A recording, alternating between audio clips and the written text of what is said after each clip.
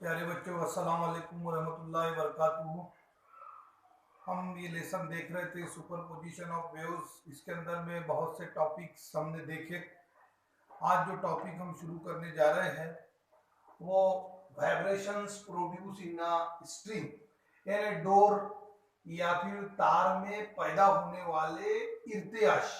इसका जो उर्दू मीनिंग है वो ये कि डोर, स्ट्रिंग यानी डोर या तार भी हो सकता है, तो तार या डोर में पैदा होने वाले इर्तियाश, ये पॉइंट आज हम देखने जा रहे हैं। तो देखिए कि इसके लिए जो है हमें तार को दो मुस्तहकम, दो मजबूत सहारों के दरमियान में खींचकर बांधना होगा। मैं यहां फर्ज करता हूं कि उस तार की कुछ लंबाई होगी। फर्ज कीजिए कि एक तार की लंबाई जो है वो स्मॉलर है, या स्मॉलर लंबाई के तार को दो मुस्तहकम सहारों के दरमियान में खींचकर बांधा गया, यानी इसके अंदर में कोई झोल पैदा ना हो, तो इसको जो है दोनों मुस्तहकम सहारे, मजबूत सहारों के दरमियान में खींचकर बांधा गया, इसे ताना गया। तब जब इसे खींचकर बांधा गया तो डोर में कुछ ना कुछ तनाव होगा, तो उस वक्त डोर में मौजूद तनाव टी है। देखिए स्मॉल लंबाई के डोर को जो है दो मुस्तहकम सहारों के दरमियान में खींचकर बांधा गया, तो डोर में मौजूद तनाव टी है। अब ये बांध दिया गया। अगर इस डोर को, इस तार को किसी नुक्ते से खींचकर छोड़ दिया जाए, तसव्वुर कीजिए कि दो मुस्तहकम सहारों के दरमियान में ये तार बंधा हुआ है, अगर इसे खींचकर छोड़ दिया जाए तो क्या होगा? तो अगर इस तार को किसी भी नुक्ते से खींचकर छोड़ दिया जाए तो तार पर अर्ज साकिन मौज बनती है। तार पर जो है वो साकिन मौज बनती है। और साकिन मौज की यहाँ खुसूसियत क्या होती है कि जब एक तार या डोर दो मुस्तहकम सहारों के दरमियान में बांधा जाए, खींचकर बांधा जाए, तो इस दौरान अगर ये तार को खींचकर छोड़ दिया जाए तो तार पर जो है वो साकिन मौज बनती है। इस तरह के तार के दोनों सिरों पर, देखिए ये तार के दोनों सिरे हैं, तो इस तार के दोनों सिरों पर जो है वो अगदा बनता है। तार के दोनों सिरों पर अगदा बनता है। अब यहां पर इस तरीके से तसव्वुर कर लेते हैं। फर्ज कीजिए कि तार पर बनने वाले हलकों की तादाद, तार पर बनने वाले हलकों की तादाद P है। अगर तार पर बनने वाले हलकों की तादाद P हो, तार पर बनने वाले हलकों की तादाद P हो, तो इस तार की लंबाई स्मॉल l इस तरह लिखी जा सकती है। देखिए अगर तार पर बनने वाले हलकों की तादाद, जैसा कि मैं यहां देख रहा हूं, ये एक हल्का है, ये दो हल्के हैं, यहां पर तीन हल्के बने तीसरे फिगर सी के अंदर में। तो मैं एक जनरल ले लेता हूं कि फर्ज कीजिए कि तार पर बनने वाले हलकों की तादाद P हो, तार पर बनने वाले हलकों की तादाद P हो, और तो तार की लंबाई स्मॉल l, इसे इस तरह लिखा जा सकता है, स्मॉल l बराबर, जैसा कि हम यहाँ देख रहे हैं पहली शक्ल में, ये λ/2 है, ये 2 λ/2 होगा, 2 कैंसिल हो गया, लेकिन ये 2 λ/2 होगा। यहाँ पर ये 3 λ/2, मतलब 1 2 3 इस तरीके से इसको जो है नंबर अटैच हो रहे हैं λ/2 को। तो मैं यहाँ पर एक हल्का था इसलिए यहाँ पर ये एक लिखा होगा, ठीक है। यहाँ दो हल्के हैं, वो हिसाब से ये 2 λ/2 होगा, ये 3 λ/2। तो अगर हलकों की तादाद P हो तो इस तरह लिखा जा सकता है कि P λ/2 L बराबर जो तार की जो लंबाई है, डोर की जो लंबाई है स्मॉल l, इसे इस तरह लिखा जा सकता है कि L = P λ/2। तो देखिए हम जिस तरीके से पहले भी हमने एक सिरे से बंद दोनों सिरों से खुली नली के इर्त्याश हमने देखे, इर्त्याश के मुख्तलिफ अंदराज उसके अंदर में देखे, तो हम लैम्बडा की वैल्यू यहां से फाइंड आउट करते। तो लैम्बडा इज इक्वल टू देखिए क्या होगा, lambda is equal to twice L by P, lambda बराबर टॉइस एल बाय पी। देखिए टॉइस लैम्बडा यहीं पर रहने दिया जाए तो ये टॉइस एल बाय पी हो गया। इसे मैं इक्वेशन नंबर 1 कहता हूं। अब देखिए जैसा कि लैम्बडा मालूम हो जाने के बाद हम ये कहते हैं कि v is equal to N lambda, इस मसावत का इस्तेमाल हमने करे v बराबर एन लैम्बडा। तो v बराबर देखिए क्या होगा, twice L by P, twice L by P और ये एन, यानी twice L N by P, v बराबर twice L N by P. इसे सेकंड इक्वेशन देता हूं, लेकिन जिस तरीके से हम जानते हैं, but v is equal to under root T by M, v बराबर जो है वो under root T by M, यानी अर्जी मौज के रफ्तार की जो मसावत है वो इस तरह होती है, v is equal to under root T by M, v is equal to under root T by M. तो अब हम यहाँ ये देख रहे हैं कि हमारे पास जो है वो v के दो मसावत हासिल हो गई, एक v बराबर twice L N by P और दूसरी v बराबर under root T by M. जब इसके लेफ्ट हैंड साइड मसावी है तो राइट हैंड साइड भी मसावी होंगे, नो डाउट। तो इस पर से इस तरह कहा जा सकता है कि फ्रॉम इक्वेशन 2 एंड 3, मसावत नंबर 2 और 3 से, twice L N by P, twice L N by P is equal to under root T by M. यहां से मैं n की वैल्यू निकालता हूं। देखिए तो n बराबर देखिए p by twice L, p by twice L in root t by n। देखिए ये n की वैल्यू फाइंड आउट करनी है, p यहां जाएगा, टॉइस एल उसके नीचे, p by twice L under root t by m। इसे मसावत देता हूं तो ये मसावत नंबर 4 हो गया हमारा। तब ये कि मसावत नंबर 4 किस चीज को इंडिकेट करता है, तो ये ताने गए डोर पर या ताने गए तार पर साकिन मौज के तवातीर का जाप्ता है। N is equal to P by twice L in root T by M। ये ताने गए डोर पर साकिन मौज के तवातीर का जाप्ता है।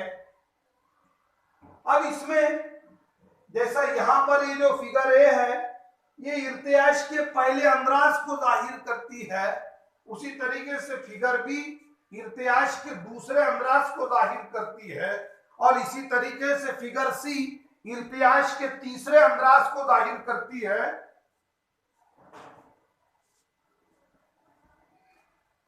तो यहां इर्तियाश के पहले अंदराज के लिए देखिए, इर्तियाश के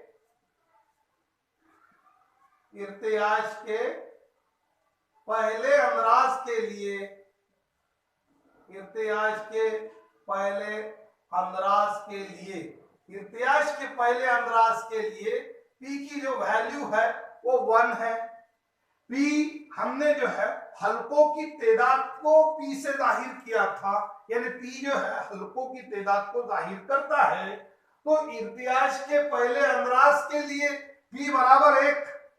तो इस सूरत में यहां ये मसावत नंबर 4 क्या होगा, देखिए कि n बराबर 1 by twice L under root T by M, under root T by M, या इसे n1 भी अगर कहा जाए तो कोई गलत नहीं होगा। n is equal to 1 upon twice L in root T by M. यहां ये मसावत हासिल हो गई। मैं मसावत नंबर 5 कहता हूं इसे।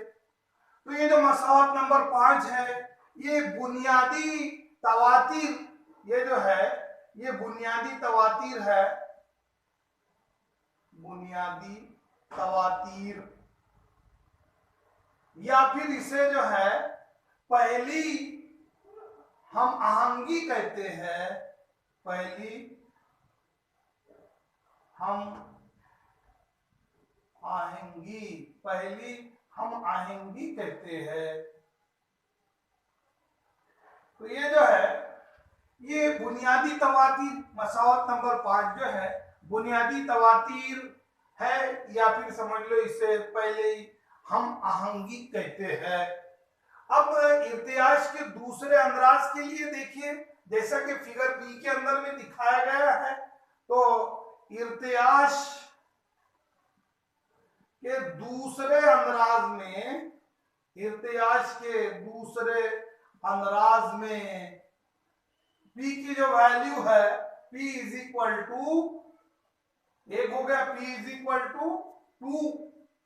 तो इर्तियाश के दूसरे अंदराज में देखिए, यहां दूसरे अंदराज में जो है 2 हल्के हासिल हुए, तो इर्तियाश के दूसरे अंदराज में P बराबर 2, तो ये N2 बराबर, अगर मैं इसे N1 कहता हूं तो इसे N2 कहूंगा, N2 बराबर, हाँ, P की वैल्यू 2 रखने पर 1/L अंडर रूट T/M, या इस तरीके से कहा जा सकता है कि यहाँ पर ये P की वैल्यू 2 रखे 2/2L अंडर रूट T/M, इसे इस तरह लिखा जा सकता है टॉइस N1, मसौत नंबर ये होगी 6।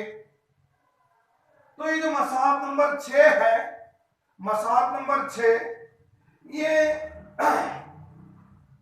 इसे जो है दूसरी हम आहंगी कहते हैं, इसे मसौत नंबर जो 6 है ये दूसरी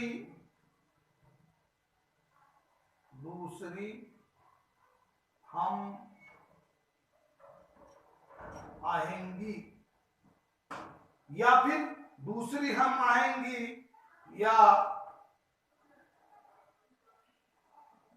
या इसे जो है पहली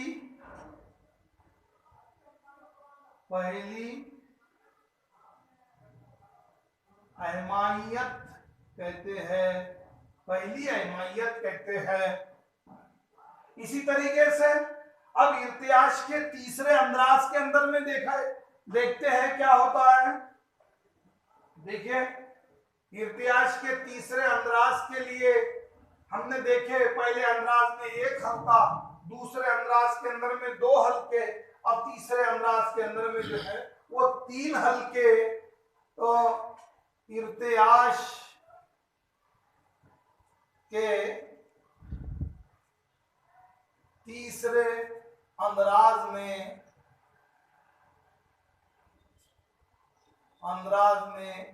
P बराबर 3, हल्कों की तादाद 3 है, जैसा कि हम फिगर सी के अंदर में देख रहे थे।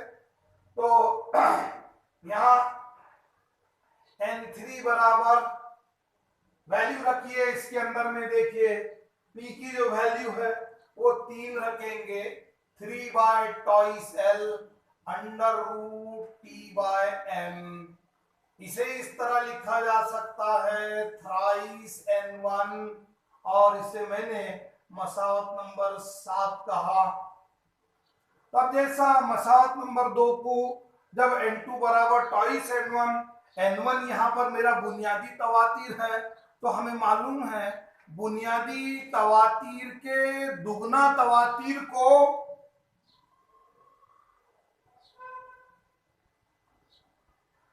बुनियादी तवातीर के दुगना तवातीर को जो है वो दूसरी हम आहंगी कहते हैं, या फिर उसे जो है पहली अहमायत कहते हैं। इस लिहाज से यहां देखिए कि ये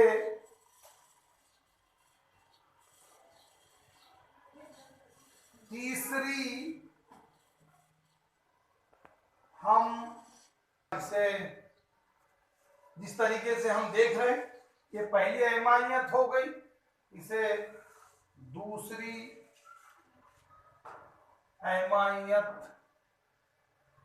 अहमायत कहते हैं। तो यहाँ मैंने इर्तियाज के 3 अंदराज के लिए ज़ाब्ता निकाला।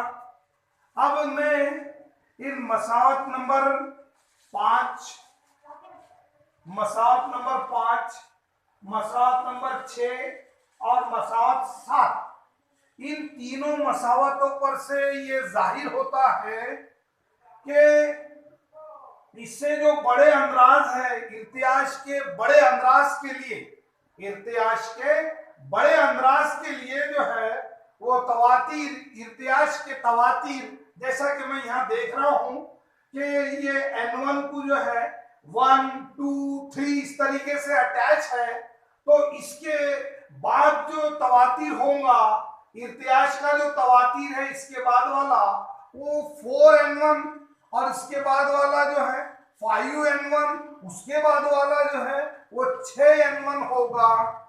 मतलब ये है कि इर्तियाज के बड़े अंदराज के लिए इर्तियाज का तवातीर 4N1, 5N1, 6N1 इस तरीके से समझ लो होगा। और एक चीज यहां पर ये देखी जा रही है कि ताने गए जो डोर है, ताने गए डोर की सूरत में यहाँ पर तमाम हम आहंगी मौजूद होते हैं। ताने गए डोर की सूरत में तमाम हम आहंगी मौजूद होते हैं, ये इसके अंदर में देखा जा सकता है या देखा जा रहा है। ठीक है, तो इस तरीके से हमने ये देखे कि डोर में पैदा होने वाले इर्तियाज, ये पॉइंट हमने यहां पर देखा। इससे अब आगे बढ़ते हैं, तो आइए अब हम नेक्स्ट पॉइंट की तरफ चलते हैं।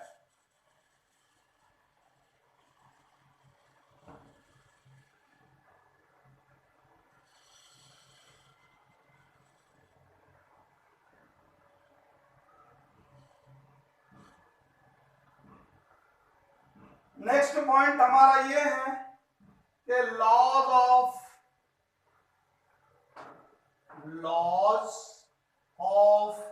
Vibrating string, laws of vibrating string.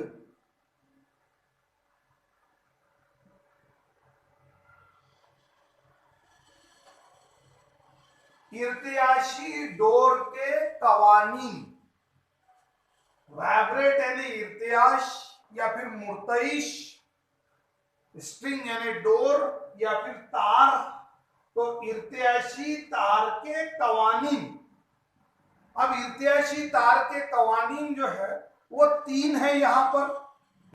जैसा मैं जानता हूं कि बुनियादी तवातीर का ज़ाब्ता जो है वो इस तरह है, बुनियादी तवातीर, वो भी किसके, इर्तियाशी डोर के,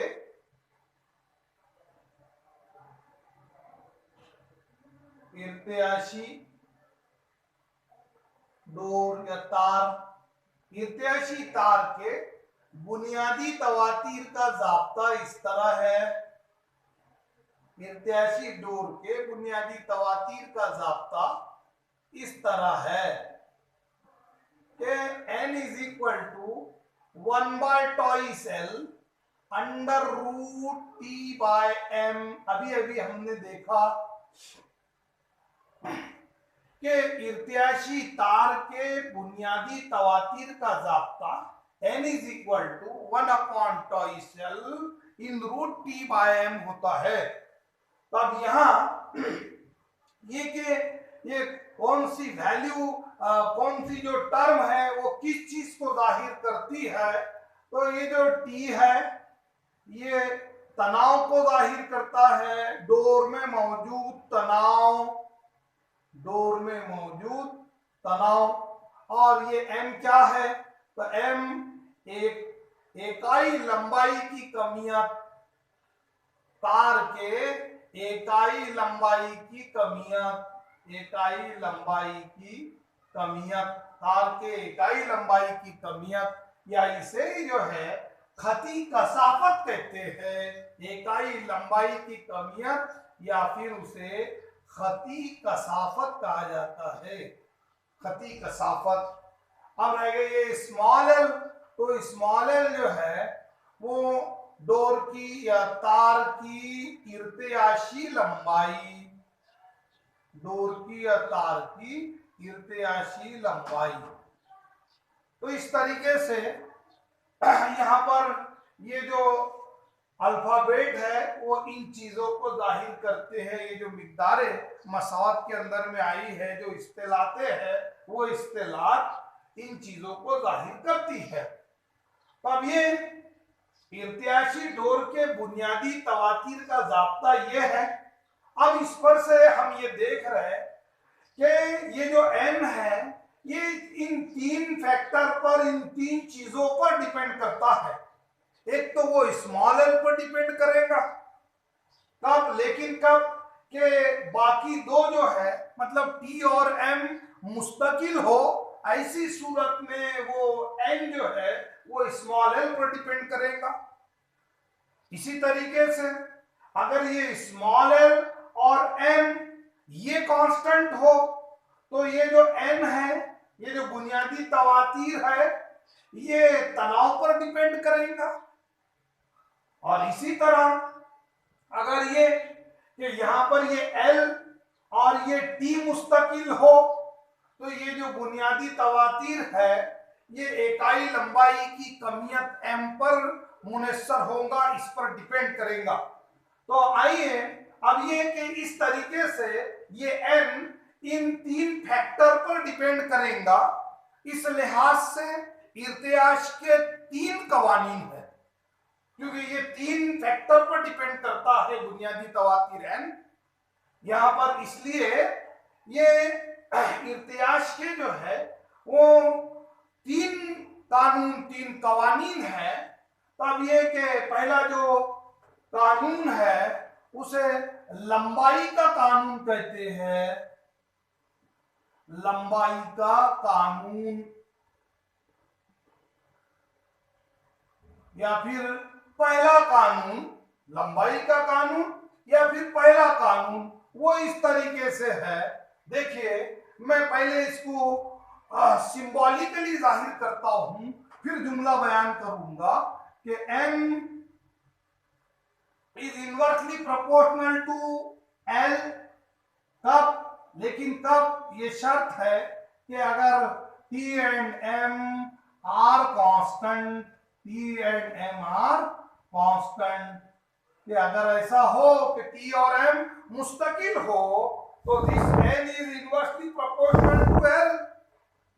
चलिए इसे जुमले के अंदर में बयान करता हूं कि इर्तियाशी तार का, इर्तियाशी डोर का बुनियादी तवातीर, ये n किस चीज को जाहिर करता है? इर्तियाशी तार के बुनियादी तवातीर को जाहिर करता है। तो इर्तियाशी तार का बुनियादी तवातीर डोर के इर्तियाशी लंबाई के या तार के इर्तियाशी लंबाई के माकूस तनासुब में होता है। अगर तार में मौजूद तनाव T और तार के इकाई लंबाई की कमियत m मुस्तकिल हो।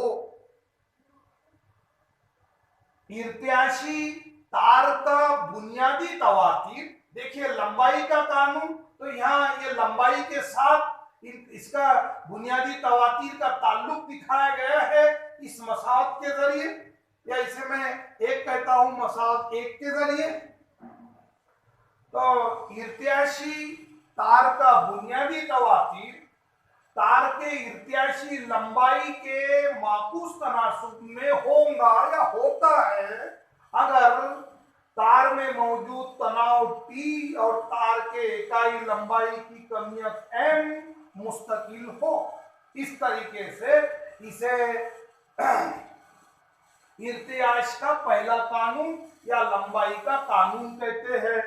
ये हुआ पहला कानून या लंबाई का कानून। अब दूसरा जो कानून है वो तनाव का कानून तनाव का कानून। देखिए तनाव का कानून, तनाव के कानून के अंदर में हम देखेंगे इसे जो है वो इर्तियाश का दूसरा कानून भी कहा जाता है। तो अब देखिए कि वो जो बुनियादी तवातीर है वो तनाव के साथ किस तरह बदलता है, तो वो इस तरह बदलेगा। देखिए कि एम रास्त तनासुब में जजर के टी, लेकिन कब के if L and M are constant, if L and M are constant. अब इसे ही जो है वो जुमले के अंदर बयान करना है। देखिए कि इर्तियाशी डोर का बुनियादी तवातीर, इर्तियाशी डोर का बुनियादी तवातीर डोर में मौजूद तनाव टी के, डोर में मौजूद तनाव टी के जजरुल मुरब्बे के रास्त तनासुब में होता है अगर तार की या डोर की इर्तियाशी लंबाई और तार के इकाई लंबाई की कमियत m मुस्तकिल हो। तो ये कि अगर इस तरीके से भी कहा जा सकता है, अगर तार की इर्तियाशी लंबाई l, अगर तार की इर्तियाशी लंबाई l और तार के इकाई लंबाई की कमियत m मुस्तकिल हो, तो इर्तियाशी तार का बुनियादी तवातीर, तो इर्तियाशी तार का बुनियादी तवातीर तार में मौजूद तनाव टी के जजरुल मुरब्बे के रास्त तनासुब में होता है। इसे तनाव का कानून या फिर इर्तियाशी डोर का दूसरा कानून कहते हैं। आइए अब तीसरा कानून मालूम करते हैं। तीसरा कानून देखिए ये L हो गया, T हो गया, इसमें जो है वो M बाकी रह गया है और वो M जजर में है, बटे में है। उस लिहाज से इसे इस तरह लिखा जा सकता है कि N is inversely proportional to square root of small m। तो यहां पहले लिख लेते कि इसे जो है वो कमियत का कानून कहते हैं, कमियत का कानून या फिर इर्तियाश का तीसरा कानून। कमियत का कानून देखिए, लेकिन ऐसा लिखने के लिए ये शर्त है, ये जरूरी है कि small and T are constant, small and M are constant, तभी ऐसा लिखा जा सकता है। तो ये कि इसे जुमले में बयान करना है कि भाई इर्तियाशी या तार की इर्तियाशी लंबाई, अगर तार की इर्तियाशी लंबाई और तार के इकाई अगर तार की इर्तियाशी लंबाई स्मॉल एल और तार में मौजूद तनाव टी मुस्तकिल हो, तो इर्तियाशी डोर का बुनियादी तवातीर, तो इर्तियाशी डोर का बुनियादी तवातीर इर्तियाशी डोर के इकाई लंबाई की कमियत के, इकाई लंबाई की कमियत के जजरुल मुरब्बे के माकूस तनासुब में होता है। यहां एक चीज का हमें ख्याल रखना है, अगर हम तार कह रहे हैं तो हम पूरे जुमले के अंदर में जो है पूरे स्टेटमेंट में तार का इस्तेमाल करेंगे, तार इस वर्ड का, या अगर हम डोर कह रहे हैं तो पूरे स्टेटमेंट के अंदर में हम डोर का इस्तेमाल करेंगे। तो यहां इस तरह कहा जा सकता है कि अगर तार की इर्तियाशी लंबाई स्मॉल, अगर तार की इर्तियाशी लंबाई स्मॉल और तार में मौजूद तनाव टी और तार में मौजूद तनाव टी मुस्तकिल हो, अगर तार की इर्तियाशी लंबाई स्मॉल और तार में मौजूद तनाव टी मुस्तकिल हो, तो इर्त्याशी तार का बुनियादी तवातीर, तो इर्त्याशी तार का बुनियादी तवातीर तार के इकाई लंबाई की कमियत, तार के इकाई लंबाई की कमियत के जज्रुल मुरब्बे के, तार के इकाई लंबाई की कमियत के जज्रुल मुरब्बे के माकूस तनासुब में होता है। इसे कमियत का कानून या फिर इर्तियाश का तीसरा कानून कहते हैं। तो इस तरीके से ये तीन कानून थे या तीन कानून है। इसे यहां पर जो है इस तीसरे कानून को जो है पलटाया जा सकता है, इसे दूसरी सूरत के अंदर में हासिल किया जा सकता है। तो आइए देखते हैं कि उसे दूसरी सूरत में किस तरह हासिल किया जा सकता है। कि कमियत का जो कानून है वो ये है, कमियत के कानून के मुताबिक हम इस तरह लिख सकते हैं। अब ये है कि इस कमियत को जो है हमको चेंज करना है, कमियत को कसाफत और हजम की सूरत में चेंज करना है। तो उसके लिए हमारे पास जो है वो ज़ाब्ता है, वो ये कि कसाफत बराबर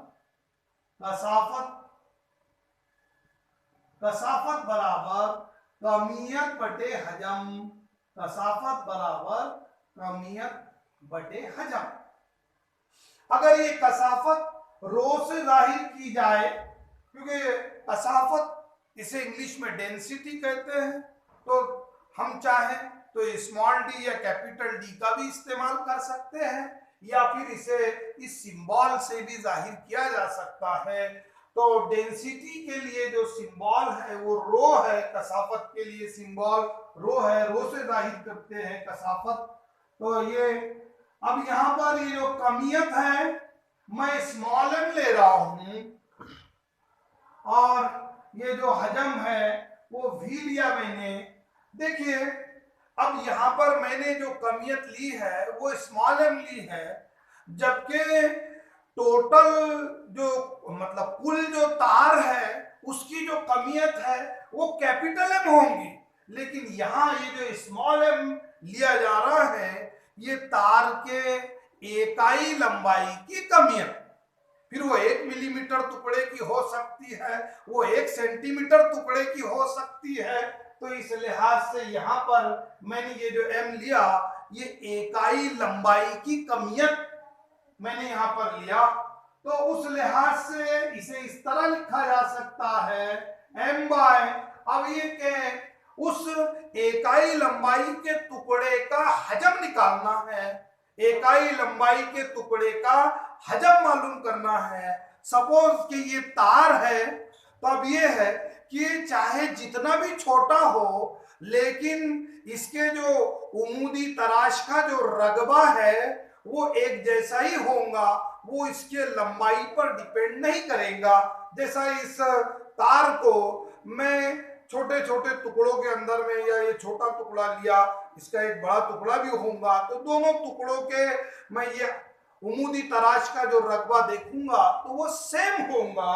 इस लिहाज से अब ये कि तार जो है वो एक इस्तेवाना नुमा होता है, जैसा कि इसे तार मान लिया जाए तो ये उमूदी तराश का रकबा है और ये इसकी लंबाई है। उस लिहाज से हम यहाँ पर हजम जब निकालेंगे तो रकबा इंटू समझ लो उसकी लंबाई, लेकिन यहाँ जो लंबाई है हम पहले ही ऊपर कह चुके हैं कि ये जो स्मॉल एम है ये इकाई लंबाई की कमियत है, मतलब उसकी जो लंबाई है वो इकाई है, एक है। तो रो इज इक्वल टू इस तरह लिखा जा सकता है कि M by pi R square. अब ये कि ये अल्फाबेट 90 के अंदर में एंटर हो गए, ये आर और रो, तो ये जो आर जो है ये आर तार के उमूदी तराश का निस्फ पुत्र है, आर तार के उमूदी तराश का निस्फ पुत्र है, और ये रो जो है तार के मादे की कसाफत है, ये रो तार के मादे की कसाफत को जाहिर करता है। तो ये इक्वेशन पर हम जो पहुंचे, देखिए कि rho is equal to m by pi R square. तो यहां से मैं m की वैल्यू निकालता हूं, तो m is equal to rho pi R square, m बराबर रो पाई आर स्क्वायर। ठीक है, तो अब ये कि इस पर से मैं वो कमियत का कानून इस तरह लिख सकता हूं, तो कमियत का कानून इस तरह होगा, कमियत का कानून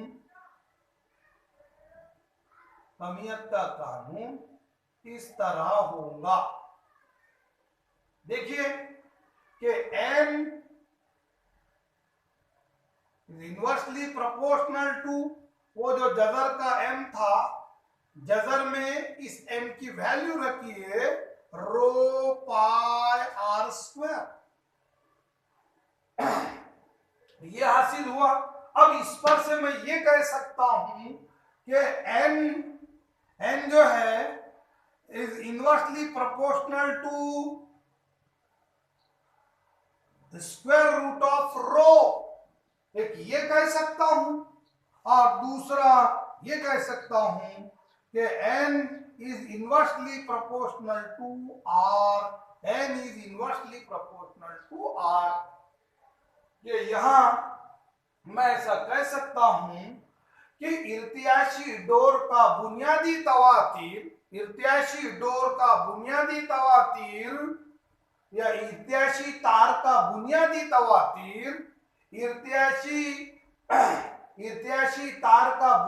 तवातीर तार के मादे के जज़रुल मुरब्बे के माकूस तनासुब में होता है।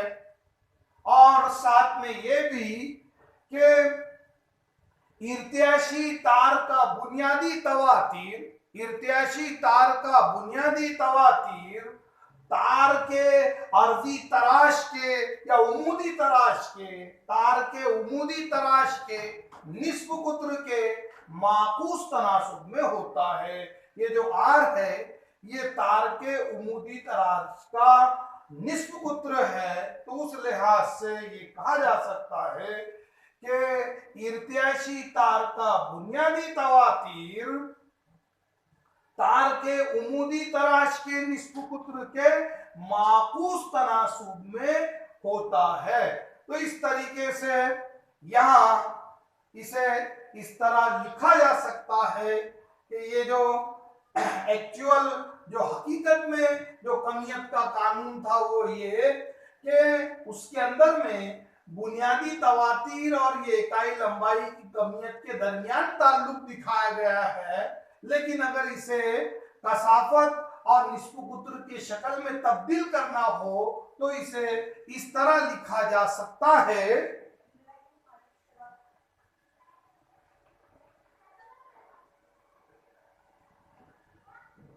तो यहां पर हमने जो है आज इस लेक्चर के अंदर में ताने गए डोर में जो पैदा होने वाला इर्तियाश है ये पॉइंट हमने देखा, और उसके साथ साथ हमने ये देखे कि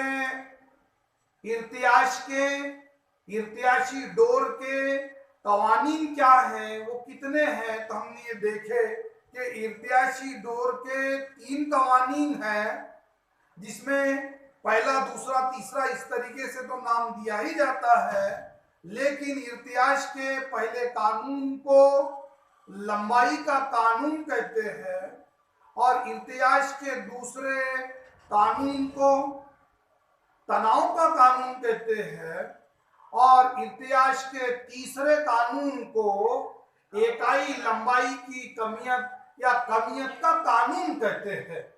तो इस तरीके से ये पॉइंट आज हमने मुकम्मल किए।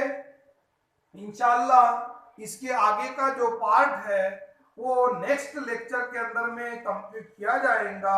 अस्सलामु अलैकुम व रहमतुल्लाहि व बरकातुहू।